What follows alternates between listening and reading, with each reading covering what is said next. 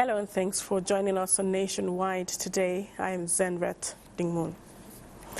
Now, Vice President Kashim Shettima has departed Abuja for Addis Ababa, Ethiopia, to represent President Bola Tinubu at the 2026 African Union Summit. The summit, themed Assuring Sustainable Water Availability and Safe Sanitation Systems to Achieve the Goals of the Agenda 2063, will focus on advancing continental commitments towards sustainable water management, improved sanitation systems, and the broader development aspirations encapsulated in the AU's Agenda 2063 framework. The Vice President will join other African leaders at the 39th Ordinary Session of the Assembly of AU Heads of State and Government, as well as the 30th General Assembly, scheduled to hold on February 14th and 15th, 2026. On the margins of the summit, VP Shettima will participate in high-level side events and hold bilateral engagements with political and business leaders aimed at strengthening Nigeria's diplomatic, economic, and strategic partnerships across the continent. The Vice President is accompanied by cabinet ministers and other senior government officials and is expected to return to Nigeria at the conclusion of his official engagements. And President Bola Tinubu has commended the Bank of Industry (BOI) for achieving 636 billion naira in loan disbursement to businesses in 2025, the highest annual financing volume in the institution's history. In a statement through his Special Advisor Information and Strategy, Bayo Onanuga, the President described the milestone as concrete evidence that ongoing macroeconomic reforms are strengthening development finance institutions. The 636 billion was disbursed to more than 7,000 enterprises nationwide, and the President also welcomed BOI's designation as Nigeria's first national implementing entity to the United Nations Adaptation Fund. Meanwhile, the 49th session of the International Fund for Agricultural Development, IFAD's Governing Council, concluded in Rome with delegates pledging to ramp up assistance for smallholder farmers amid global food security challenges. Musa Babalio reports that IFAD's President Alvaro Lario lauded Nigeria for its effective leadership in chairing the meeting. Delegates from 180 member countries wrapped up a busy two-day session at the International Fund for Agricultural Development IFAD headquarters in Rome. The gathering addressed three key issues: enhancing food production, boosting youth engagement in agriculture, and empowering women in rural communities. Our work still continues. Let us act together as true champions of IFAD. Let us advocate for its indispensable role in the fight against poverty and hunger. Alvaro Lario, IFAD President, expressed deep appreciation to Nigeria and Minister of Agriculture Bakar Kyari for his composure, focus, and exemplary leadership throughout the proceedings. The priorities you have shared with us today will continue to guide all our work during the next years. Looking ahead, the 2027 meeting will mark a milestone as IFAD and its member nations celebrate 5 decades since the organization's founding. Musa Baba Aliyu, NTA News. The Nigerian Air Force is collectively reflecting on the alignment of leadership perspectives and strategic recalibration to unmanned aerial vehicle development roadmap, with a view to refining air power in Nigeria's counter-terrorism and counterinsurgency campaigns. Now, the Chief of the Air Staff, Air Marshal Sunday Anike, disclosed this at a meeting with air officers in Abuja. Defense correspondent Alajide Bello reports. They toil day and night with several hours of intelligence, surveillance and reconnaissance missions, sorties, close air support, bearing in mind this convergence of branch chiefs, air officers commanding and unit commanders of the Nigerian Air Force signals collective readiness to begin a new chapter. The Nigerian Air Force remains loyal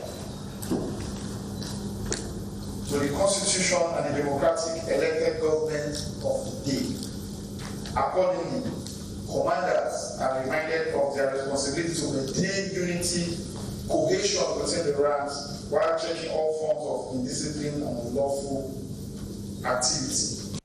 The Nigerian Air Force says it will continue to be willing, able and ready to combating threats to the nation's national security with a high sense of professionalism and precision. Olajide Bello, NTA News. And the national chairperson of the Nigerian Legion, Grace Morenikeji Henry, is advocating sustained and improved support for ex-servicemen and women who devoted their lives to safeguarding Nigeria's unity and territorial integrity. Now, this was at the National Council meeting of the Nigerian Legion held in Abuja with key stakeholders from across the country, reviewing the Veterans Association's activities with a view to chart a strategic course for the future.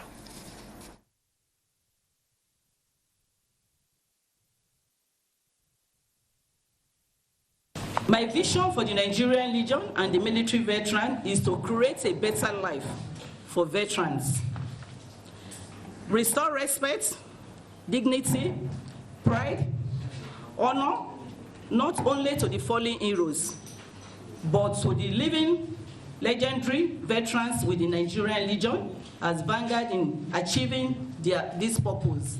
There are very many skilled capacities within the retired groups and those that are about leaving. The ministry is trying to organize in such a way that we'll have an audit and placement for retirees. So that means even beyond the service life, the ministry intends to see how they can support to get placement for skilled retirees. The Council's session also served as a platform to assess ongoing welfare programs, identify challenges facing veterans, and reinforce collaboration with relevant government agencies to ensure improved support systems for retired personnel. Meanwhile, Kogi State Government has issued a warning to churches violating the ban on late religious activities and worship in vulnerable places without security cover, citing credible security intelligence of planned attacks by bandits. A statement by the State Commissioner for Information, Femi Fanwo, says intelligence reports reveals a plot to attack a church in Ijumo, which had continued to operate late into the night, making it vulnerable for attack. He reiterates that no church is permitted to operate beyond 4 p.m.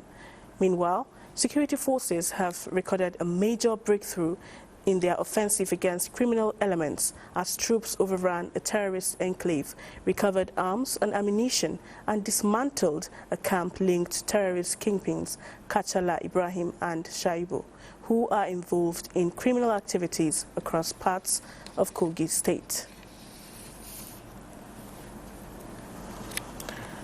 Now, the commencement of trial of the former Attorney General of the Federation and the Minister of Justice, Abubakar Malami, and 2 others over alleged financial crimes has been stalled before the Federal High Court, Abuja.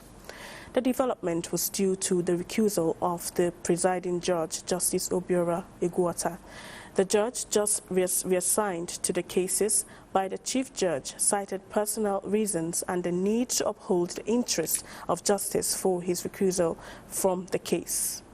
The cases were initially handled by Justice Emeka Nwite, who served as a vacation judge during the Christmas period. Malami is also being prosecuted by the federal government through the Department of State Services, DSS, for alleged terrorism financing. Now, President Tinubu heartily congratulates Princess Sarah Adebisi-Soshan, former Deputy Governor of Lagos State, on her 70th birthday. The President joins her family, friends and associates in celebrating Sarah for her service to humanity and dedication to God, and prays God to grant the celebrant many more impactful service to humanity. And all is now set for the Lions International District 404A2 Nigeria 2026 convention, scheduled to hold in Abuja from February 12th to 15th, under the theme, Service Without Boundaries. The convention is expected to bring together members from across the country to strengthen partnerships and expand humanitarian outreach. Ifeoma Ojinta reports. Briefing journalists in Abuja, the district's governor, Pastor Lion Ezekiel David Umor, said the convention is focused on increasing membership in northern Nigeria to ensure wider participation and greater community impact. We don't discriminate. We cut across all nooks and crannies of the country to make sure we provide services to the less privileged. In Lions Club, you may not have the capacity to make a bulk donation. But when you join Lions Club, this one bring it, this one bring, this one bring, this one bring. Before you know it, the thing is bulky, and then you can be happy to make presentation to the community or any organization. As part of activities lined up for the convention, an outreach program has been planned for displaced persons in the Kuchibena community of the Federal Capital Territory as a result of demolition. The theme of this year's convention is Service Without Boundaries. What it tells us, or what it challenges Lions, is that we have no excuse to render service. There's supposed to be no boundaries to render service, and there's supposed to be no challenges when it comes to rendering service. So as we gather here today, embracing the theme in mind, we're going to break down all barriers.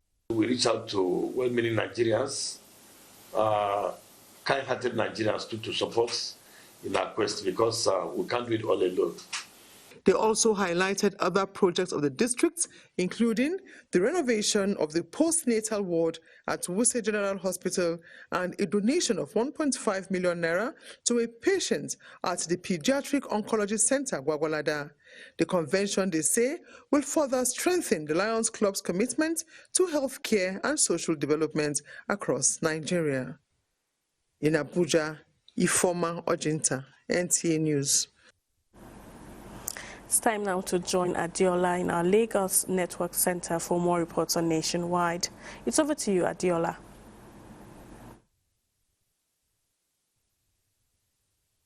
Recent case of flooding recorded on a section of the Lagos-Calabar Coastal Highway has been attributed to vandalism and indiscriminate dumping of refuse in the drainage system. The Federal Controller of Works in charge of Lagos, Engineer Olufemi Dare, who dismissed insinuations that the flood was caused by a structural error, confirmed that many of the concrete reinforced manholes covering the flood channels have been removed by vandals. Joel Bokbola has the report. Addressing journalists on the incident, the Federal Controller of Works in charge of Lagos, Engineer Olufemi Dare, says the nefarious activities of vandals have been on the increase, which makes the need to strengthen security on the coastal road imperative. The controller explained that the coastal road was designed with unique features, including underground drainage systems covered with concrete manholes reinforced to withstand pressure. But vandals are now targeting the manholes and the see-through fence, noting that 50 of the iron fence were removed in one night. This is not just happening in one location or two. Beginning from Eko Atlantic, they've removed all the manholes down to the entire stretch of the road. And so, when that happens and the people come to dump refuse inside of it, there's nowhere water will go. Engineer Dare also announced that due to the marathon in Lagos, with effect from 12 midnight Friday till 1 p.m. on Saturday, there will be no vehicular movement on the coastal road, since the road will be a major route for the athletes. Meanwhile, work is ongoing on the service lanes at Akongbo Bridge, which is expected to serve as alternative routes to vehicular movement before the construction begins on the collapsed transition slabs on the bridge. We must do this properly, fix this road, fix the other side, divert traffic to these two other sides, and then we can then walk on the bridge itself. And now, look, you can see what they are doing. They have removed the fake asphalt. We have asphalt here before, but it has completely failed. and so it has been removed. We are removing the topsoil, and so what we follow this is stone-based. Rehabilitation of the 22 kilometers Lagos-Ota-Abeokuta road, which is a combination of rigid and flexible pavement, has also reached an advanced stage and is expected to be completed within 4 months with 3 pedestrian bridges. In Lagos, Joel Ukwola, NTA News. Lagos State Governor Babajide Sanwo-Olu has called for sustained grassroots sensitization on the positive impact of President Bola Tinubu's policies and reform programs. The governor made the call during the inauguration of local government coordinators of the Renewed Hope initiative in Lagos. Joy Ken Abakoye reports. The atmosphere in Lagos was charged as leaders and supporters of the All Progressives Congress gathered for the swearing-in of 20 local government coordinators tasked with taking the Renewed Hope agenda to the grassroots.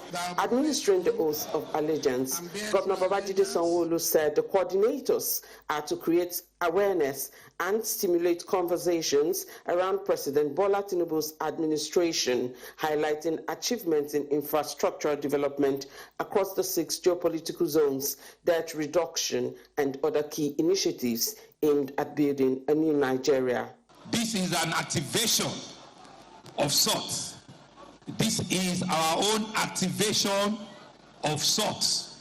It's an activation of what we believe in.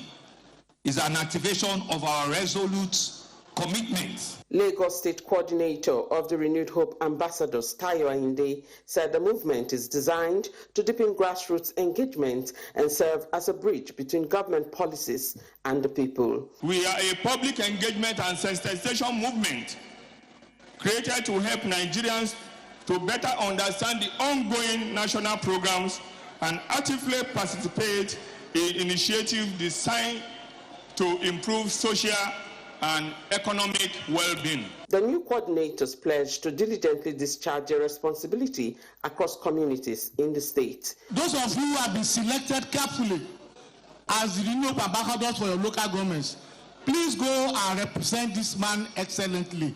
You did your due diligence. We are not going to disappoint.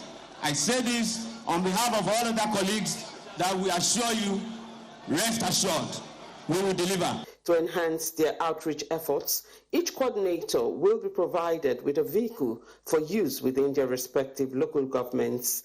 In Lagos, Joy Ken Abakoya, NTA News. And that's it from Lagos. Nationwide will continue in Jos with Bilkisu Nuhu after the break.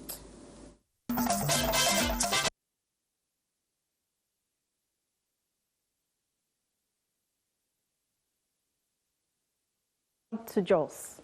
In a bid to strengthen agricultural innovation and boost potato production in Plateau State, a team of the African Development Bank and the Federal Ministry of Finance, as well as the Plateau State Potato Value Chain Support Project, has embarked on an assessment visit to the Potato Tissue Culture Laboratory in Mangu Local Government Area of Plateau State. Ijoma Ozomina reports. The Potato Tissue Culture Laboratory was established to produce high-quality yield and disease-free potato seeds in Plateau State and beyond. The ADFB-funded laboratory, when completed, will operate greenhouses, laboratories and screening rooms towards combating potato blight, a major challenge to farmers in the state. Leading the inspection team, the Assistant Director of African Financial Institutions and International Economic Relations, Federal Ministry of Finance, alongside representatives of the African Development Bank, affirmed that the ongoing remedial drive will enhance farming practices and capacity of farmers to produce high-quality potatoes for the markets. The essence of this project is to ensure that potato that is being cultured in Plateau can meet international standards, and that's why we have gone to AFDB to borrow money. The bank is promoting agriculture as one of our high 5 priority areas, and Plateau State is known for potato. The approach that is being used is a value chain approach, in which case we are looking at from the research right through to the farm to the table. Coordinator, Plateau State Potato Value Chain Support Project, expresses optimism that the project will increase the income of smallholder farmers and rural entrepreneurs engaged in production, processing, storage, and marketing of potatoes. There's no any place in this country that will grow potato apart from Plateau State, and that is what prompted, this project. The contractors assured stakeholders of delivering quality work within the stipulated completion period. In Jos, Ijoma Ozemena, NTA News. Minister of Interior Olubunmi Tunji Ojo has charged regular cadets to uphold the highest standard of integrity and community service as they transit into active duty across the state.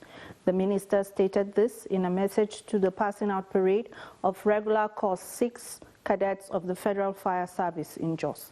Priscilla Grumnan reports. This drill marks the end of the training of 700 regular course 06 cadet officers and their official inauguration into the Federal Fire Service. The passing out parade signifies readiness of the newly trained cadets to take on responsibility of fire prevention, emergency response, and the protection of lives and property across the country. The minister represented urges the cadets to uphold professionalism, courage, and integrity as they assume duty in the service. We began this journey as ordinary citizens with aspiration to serve. You stand before us today as disciplined officers, trained, tested, and trusted. You must uphold the core value of Federal Fire Service and justify the confidence reposed in you by the federal government and the Nigerian people. Governor Caleb Mutfwang reaffirms government's commitment to safety and security, noting that government places premium on the protection of lives and property and will continue to support the Federal Fire Service for effective discharge of its mandate. You have been trained not just to fight fires, but to respond to emergencies, protect lives and property. The event also featured firefighting demonstrations, showcasing the skills acquired during the training period and presentation of awards and certificates to outstanding cadets. In Jos, Priscilla Grumnan, NTA News. That is all from Jos. Zanrat is standing by for more stories in Abuja. Thank you, Bilkisu. Now, work, that arena that engages people in task for many days of their lives.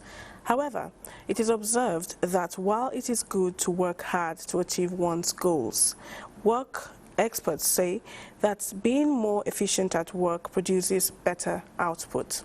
In this report, Dele Atumbi examines how the Federal Ministry of Justice is promoting the culture of high performance at work, a vision in line with the presidential priorities of the federal government. The sectorial retreat is on streamlining the ministry's 2026 performance management cycle in alignment with the presidential priorities and sector-specific deliverables.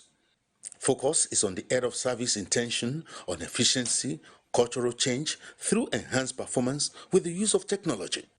Performance management has become a slogan in recent time among the working class of the society.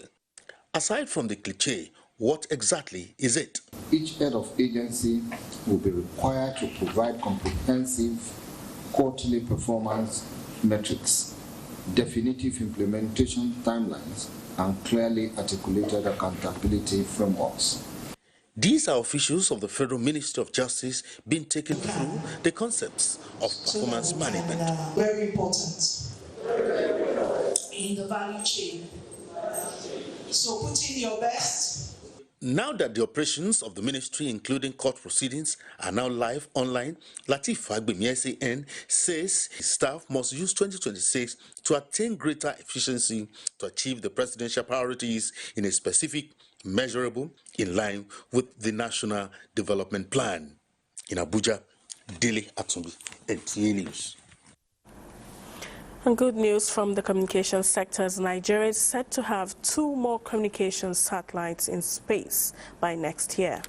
The Minister of Communications, Innovation and Digital Economy projects that this will provide quality internet connectivity and bridge the digital divide. Chimdima Ndubisi tells us more. Nigeria's quest to ensure every citizen in any nook and cranny plugs in and benefits from the digital economy looks to be on course as the federal government confirms increased impetus in closing all gaps to digital inclusion. Nigeria is the only country that is investing in 90,000 kilometers of fiber optic network, which is led by the World Bank, which means we can now bring online about 20 million Nigerians that are currently unconnected as well. In spite of this momentum, there are still some bridges to cross. These include unreliable electricity to power ICT infrastructure, limited internet availability in some regions, and high cost of smart devices. The least smartphone in the market now costs at least 55,000 naira. For some, it might not be an issue, but for low-income earners, the question of affordability arises. Even the pato, very expensive. Development partners and the private sector are taking up a supportive role.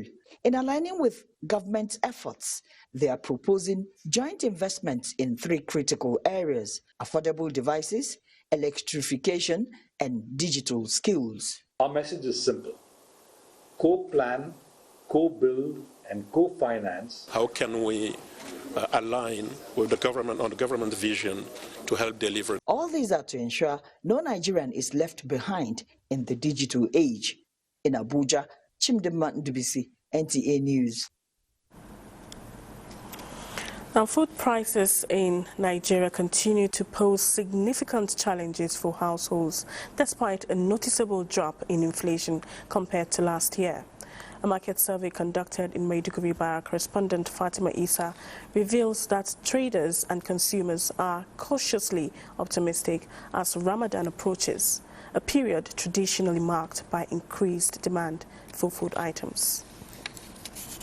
The easing inflation rates may be offering some comforts on paper, but on the ground in Maiduguri markets, the story is more cautious than celebratory. At the popular Monday markets and Gomboru market, trader confirmed that the prices of some grains have dropped slightly compared to the peak of last year's inflation. For instance, a mudu of beans, once far beyond the reach of many households, has seen a modest reduction, while millets and maize prices have maintained relatively stable in recent weeks. However, rice and cooking oil, key items in most homes, remain costly, raising concerns among families preparing for Ramadan, a period when food consumption increases and household expenses rise. Last week, when we came to buy onions, it was 36,000, but now they are saying the price is 50,000. As the holy month of Ramadan drew nearer, both traders and buyers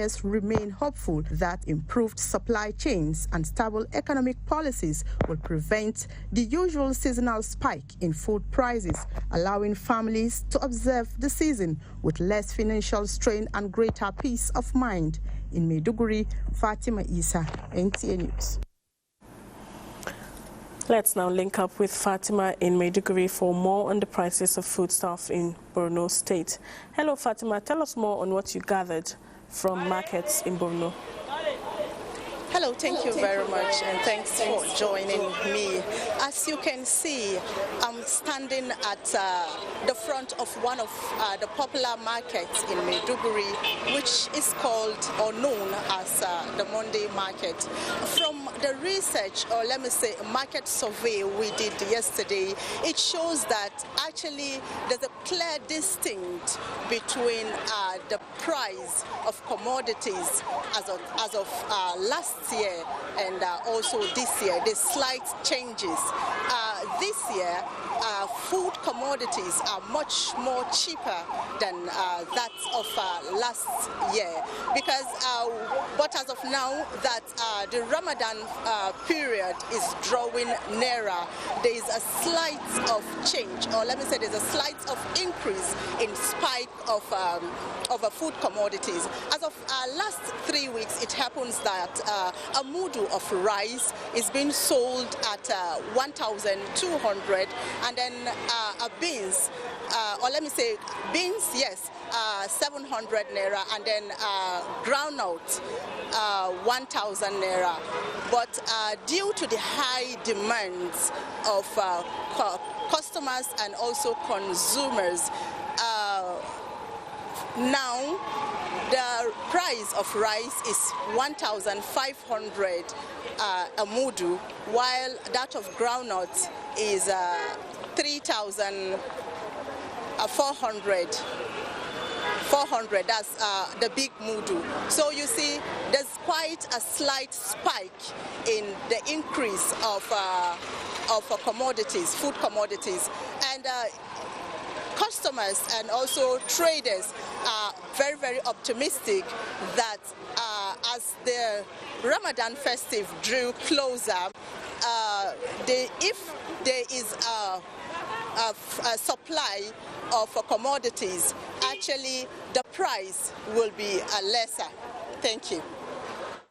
Thank you, Fatima. We hope to get more updates from you and possibly positive inputs. Thank you so much.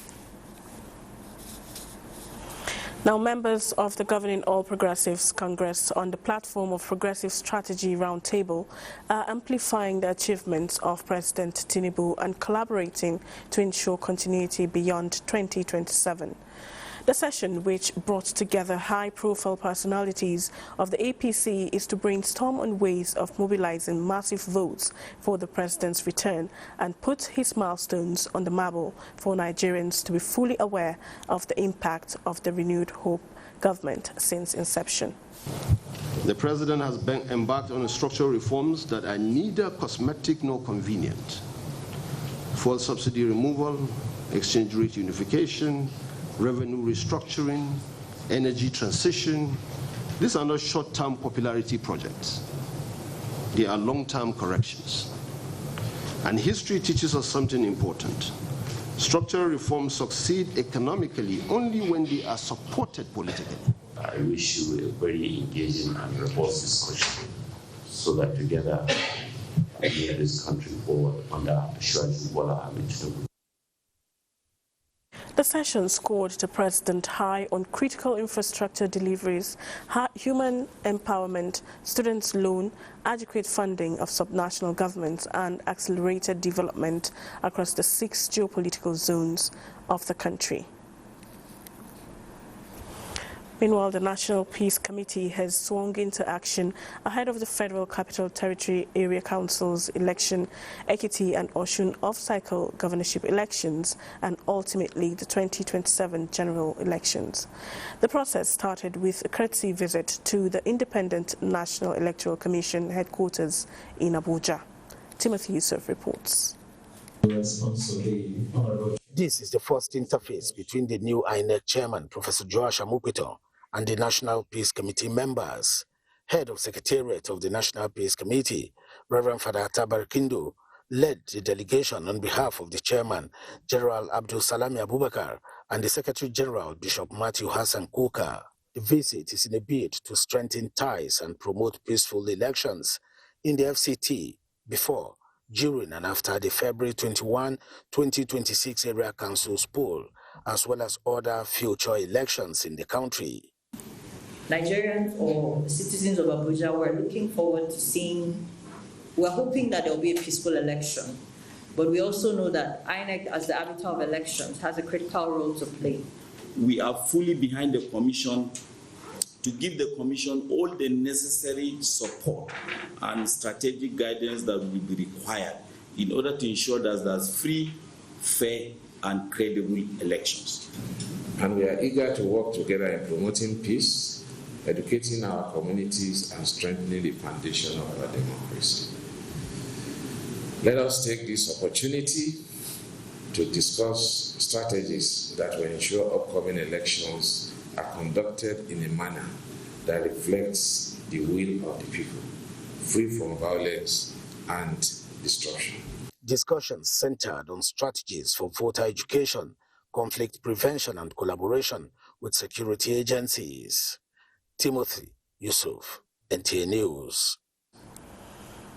Please stay tuned for more reports after this break.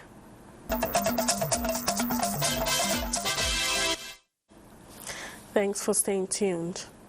Now, the willingness of all Nigerians to work together across cultural and religious differences remains crucial in the shaping a desirable future for the country.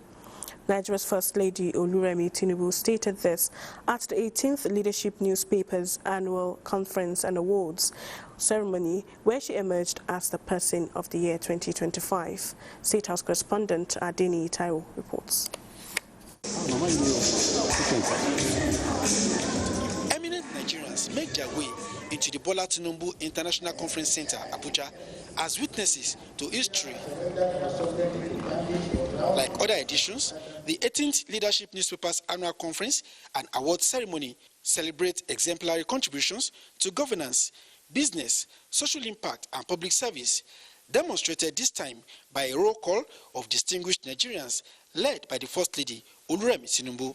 Her recognition as Leadership Newspaper's Person of the Year 2025 bears loud testimony to our efforts in transforming compassion into a national framework of hope and measurable change through our pet project, Renewed Hope Initiative. We are celebrating excellence, but not perfection.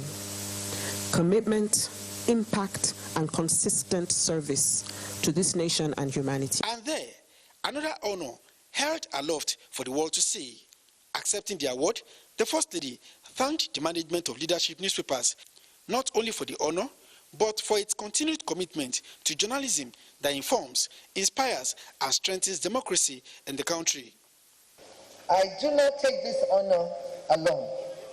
I stand on the shoulders of a lot of people who have mentored and continue to mentor me.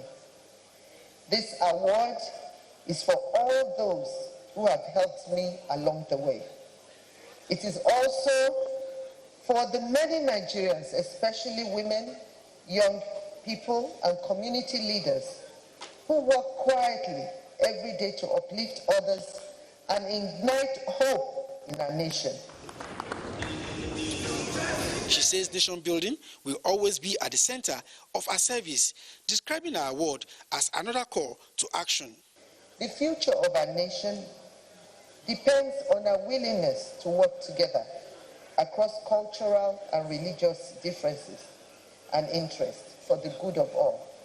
For a house divided against itself cannot stand. Let us keep working together to realize the Nigeria of our dreams. I dedicate this award to every citizen who believes that selfless service and humaneness can truly change lives. The theme of the award, political stability and sustainable development in Africa in an increasingly unstable global system, a roadmap for Nigeria, drew deep thoughts from speakers. Press is also central to that same contract. When journalism holds power to account, citizens can see what is happening, demand better, and hold their leaders to the standards that they were promised. Nigeria has one of the most vibrant independent media landscapes on the continent, and that is an asset that needs to be protected in this age of misinformation. A roadmap to make Africa great again cannot proceed without Nigeria, or it will end up in a cul-de-sac. 27 eminent Nigerians and corporate organizations were recognized at the award ceremony instituted 18 years ago by the founder of Leadership Newspapers, late Sam Inda Isaiah. From Bola Tinubu International Conference Center, Abuja, Adeni Taiwo, NTA News. Fire incidents and disasters pose significant threats to life, property, and the environment, often resulting from human negligence or natural causes. Now, unfortunately, Cross River State has witnessed its share of devastating fires.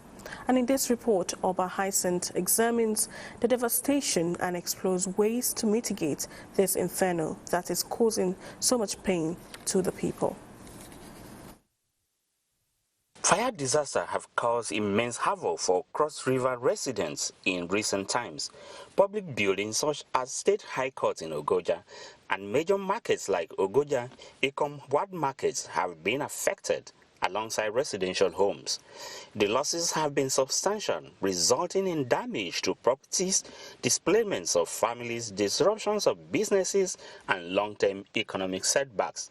Victims recount their losses. It was unfortunate that nothing was taken out from the room. Fire started from the other room, NEPA lights. So it burned all our property. The incident highlighted the critical need for more effective fire prevention techniques, emergency response mechanisms, and public awareness campaign in Calabar. Oba Hyacinth, NTA News. Nigeria is taking a new step towards protecting young people and promoting integrity across its tertiary institutions as the National Drug Law Enforcement Agency rolls out a digital drug integrity test aimed at early detection of drug use. Fatima Sanusi Karai reports. Following rising concerns over drug abuse in Nigerian schools, the National Drug Law Enforcement Agency, NDLEA, has introduced a new drug integrity test for tertiary institutions. It is imperative that we adopt proactive, evidence-based strategies to keep our campuses safe and drug-free. We have been trying to sensitize the public through enlightenment, public campaigns, but we still realized that we have a lot of challenges in our institutions. The evidence-based non-punitive test is designed to detect early drug use, support counseling and rehabilitation, and promote campus-wide well-being, to be implemented via a centralized digital platform, ensuring transparency, skill certification, and real-time monitoring. In Kano, Fatima Sanusi Garai, NTA News. Meanwhile, the National Agency for Food and Drug Administration and Control, NAFDAC, has refuted a publication circulating in some media outlets alleging that the federal government directed the agency to suspend enforcement actions on sachet alcohol and alcoholic beverages packaged in PET bottles below 200 ml. NAFDAC DG Professor Mojishola Adeyeye said at no time has the agency received any directive to suspend its regulatory or enforcement activities regarding sachet alcohol and small volume alcoholic beverages. She explained that NAFDAC has commenced the evacuation of violative sachet alcohol and alcoholic drinks in PET bottles below 200 ml from companies, as some manufacturers, having recognized that the objective of the policy is to protect children from easy access to alcohol, have begun desisting from producing the smaller pack sizes. Now, the Radio, Television and Theatre Arts Workers Union, RATAO, is strengthening partnership with Uni Global Africa in the area of training to equip media workers with requisite skills in the evolving media landscape.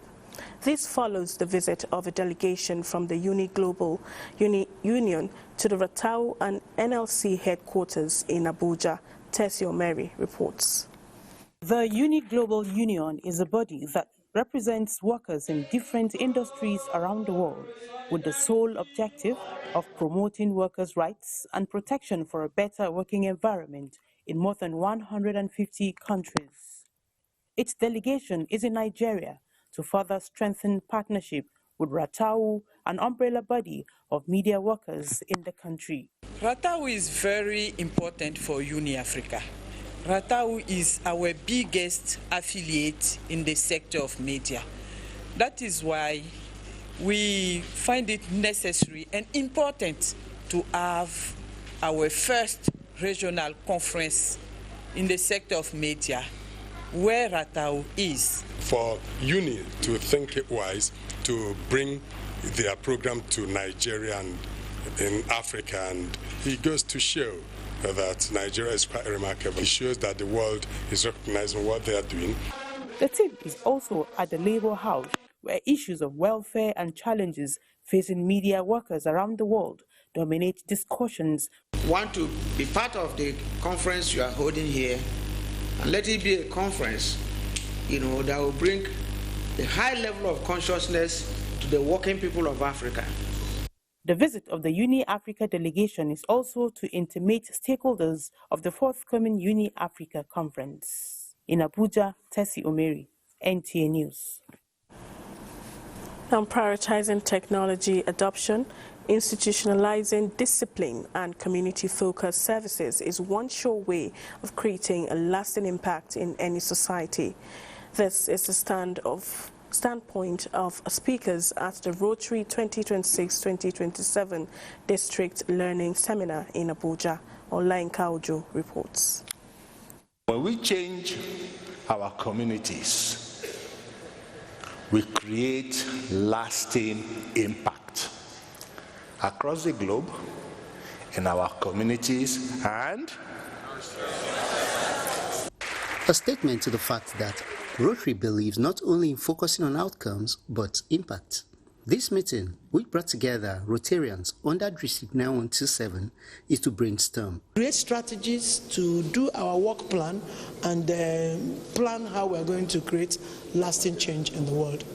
Bringing people together, making them do what they're supposed to do for a lasting change. Beyond technology, the governor-elect stressed the need for discipline within the organization, as it is central to efficiency.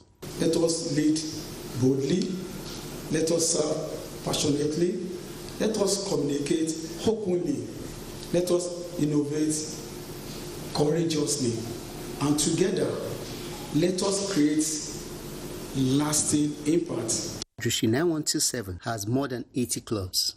Olainka Ojo, NTA News. Let's now join Bright Ebucho for the latest in the world of sports. President of the Organization of Military Sports in Africa, OSMA, Major General Mekano Abdullahi, retired, has reaffirmed the body's commitment to promoting shooting sports in